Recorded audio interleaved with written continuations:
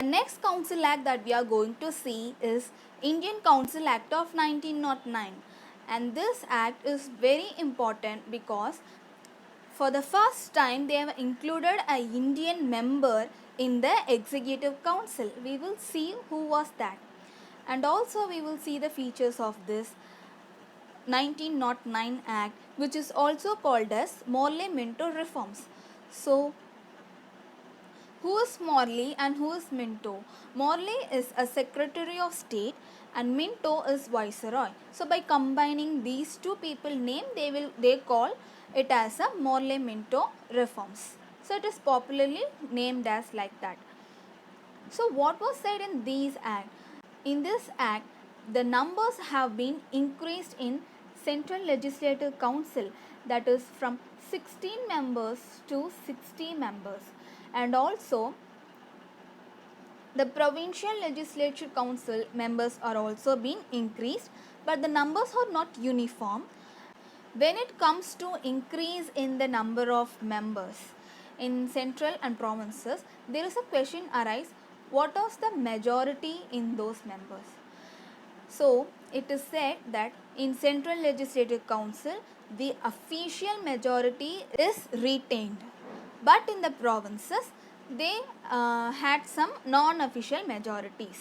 They also further enlarged the functions and powers for the legislative council at both the levels, like both in center and both in the provinces. So what are the functions or the powers which was given to them? The members were allowed to ask many supplementary questions.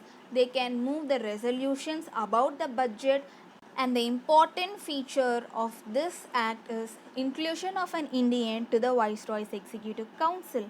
So it provided for the first time to accommodate an Indian with the Executive Council of Viceroys and Governor. So the person name is Satyendra Prasad Sinha, and he was appointed as a law member. The next thing is a bringing up of a separate electorate. So this is a place where somehow a term election has been used. So it introduced a communal representation for the Muslims in the name of separate electorate. So what does the separate electorate term means? It is that a Muslim member was elected only by the Muslim voters. It is a complete demonstration of a legalized communalism, and Lord Minto came to be known as father of communal electorate. And not only for the Muslims, they also brought a separate representations for Presidency Corporation, Chamber of Commerce, universities and zamindars. With Morley-Minto reforms, the three council acts came to an end, and it is very clear that in the 1909 Act, the concept of divide and rule had begun. So they have created a separate electorate for the communal representation, so which is a divide and rule policy of the British. So with that, the Council of Act ends. And now we are going to learn about the Government of India Act of 1919. This act is considered as the first milestone in creating of the constitution.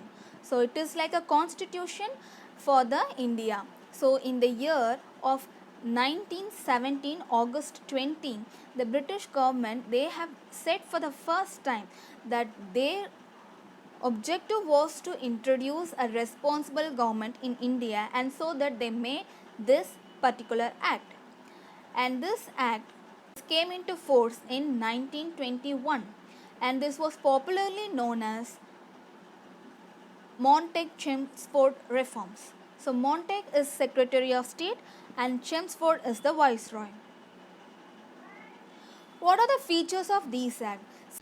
To relax the centre's control over the provinces.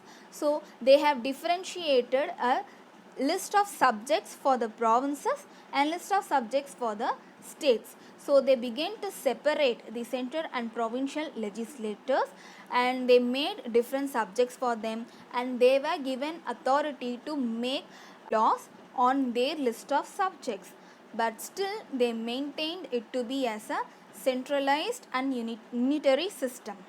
So So first feature is relaxing the control of the center on the provinces. The second important thing is particularly in the provincial subjects. They are introducing a diarchy in a provincial subjects, like they have separated the subjects as two parts, like transferred subject and reserved subjects. Transfer subject is a subject which is to be governed by the governor with the aid of ministers, and that is responsible to the legislative council. So it is like the governor and the minister responsible to the legislative council. And the reserved subjects in which they were to be administered by the governor with the executive council, but they are not responsible to the legislative council. So this is a system of diarchy, a word which came from a Greek word diarche. Diarche, which means double rule. But this system of double rule is not successful. Since they are introducing a new system of political and constitutional system in India, everything that was made by the British was in the form of trial and error. So in that way, the introduction of these two subjects was like a trial, but this experiment was not successful at all. So these two subjects will gradually be abolished in the Government of India Act 1935, that we will learn in the upcoming lecture. Fine, they have brought about the concept of diarchy in the provinces. Then what was happened in the Indian Legislative Council, like in the Central Legislative Council? There came a system of bicameralism. A bicameralism is a two houses formation, like one house which is an upper house named as Council of State, and another is lower house named as Legislative Assembly. And it also introduced a direct elections for these assemblies and council, and majority of the members were elected only by the election. This act also says about the composition about the Viceroy Executive Council. So in the Viceroy Executive Council, out of 6 members, the 3 members needs to be an Indian, but other than the Commander-in-Chief. So the Commander-in-Chief will not be an Indian, but the rest of the members, the 3 out of 6 members were to be an Indian. And it also expanded its communal representation, which was first given to the Muslim community, and now it expanded it to Sikhs, Indian Christians, Anglo-Indians, and to the Europeans. They also granted a franchise for the limited number of people, and that franchise was based on the property, education, or tax. So it may depend on how much property that people are having and how much tax they are paying and how well educated they are to be granted a franchise. So it is based on that they were given franchise system. And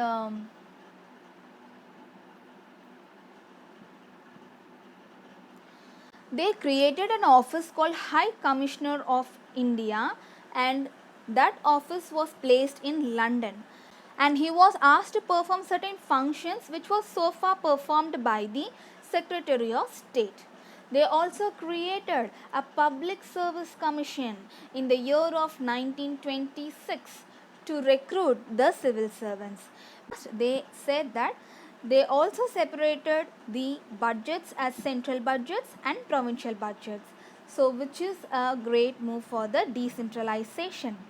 In the end, since this act was passed in 1919, they said that a statutory commission was to be appointed to inquire and also to report on its working after it completed its 10 years. So it's in 1929 a statutory commission needs to be made to inquire and report on its working. But 2 years before, in the year of 1927 itself, a committee was made with the head John Simon. We are going to learn about the Simon Commission and Communal Award here. The left side is relating to the Simon Commission and the right side is to the Communal Award. So what is meant by Simon Commission? As we already know, they are advised to make a statutory commission to inquire into the functioning of the Government of India Act 1919. So in November 1927 itself, the British government made a 7-member statutory commission whose head was Sir John Simon to report about the new constitution that was passed in 1919. In this 7-member statutory commission, all the members were British. There is no Indian who was included in that commission. So all the parties of India boycotted this commission. Even though all the parties boycotted the commission submitted its report in the year of 1913 and they gave 4 recommendations. What are the 4 recommendations? They asked to abolish the diarchy in the provinces. We have already seen that they created the transferred and reserved subjects, right? And those are the 2 bodies. So they asked to abolish that diarchy in the provinces and extend the responsible government in provinces.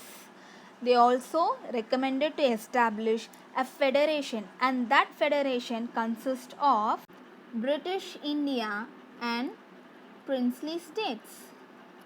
A federation which has both British India and princely states. And the last recommendation was the continuation of communal electorate. They made many recommendations in this commission, but these 4 recommendations were considered as major recommendations for the constitution.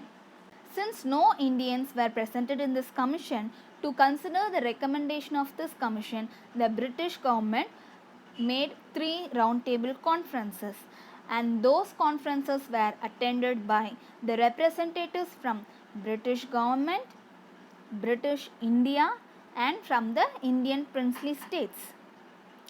So on the basis of these discussions that happened in 3 roundtable conferences, they made white paper on constitutional reforms and this white paper on constitutional reforms was submitted for the consideration of Joint Select Committee of British Parliament.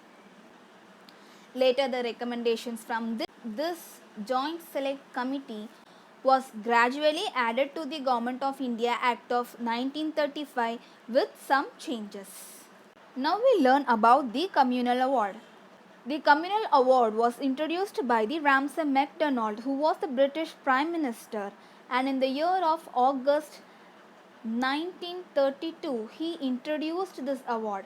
It is a scheme which says about the representation of minorities. Okay, so the minorities needs to be represented. That was the purpose of this award. So what it made, we already have a separate electorate for the Muslim, Sikhs, Indian Christians, Anglo-Indians and Europeans. So it not only provided the separate electorate for these sections, they now extending this to the depressed classes. Who are the depressed classes? They are from the scheduled caste. This made Gandhiji distressed about the separate electorate and he took fast unto death in Eravada jail in Pune.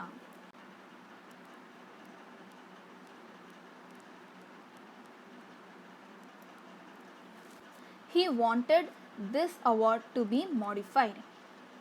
At the end of this, an agreement was signed between the leader of Congress and with the leader of depressed classes. And who was that leader? He was the Ambedkar. And this agreement came to be known as a Pune Pact. And this Pune Pact had retained the Hindu joint electorate and they gave reserved seats for the depressed classes. And this is the end of the Communal Award. The next major milestone in the formation of constitution is Government of India Act 1935. Since our constitution has most of the provisions from this act, so it is a very important act, and this we will see in the next video.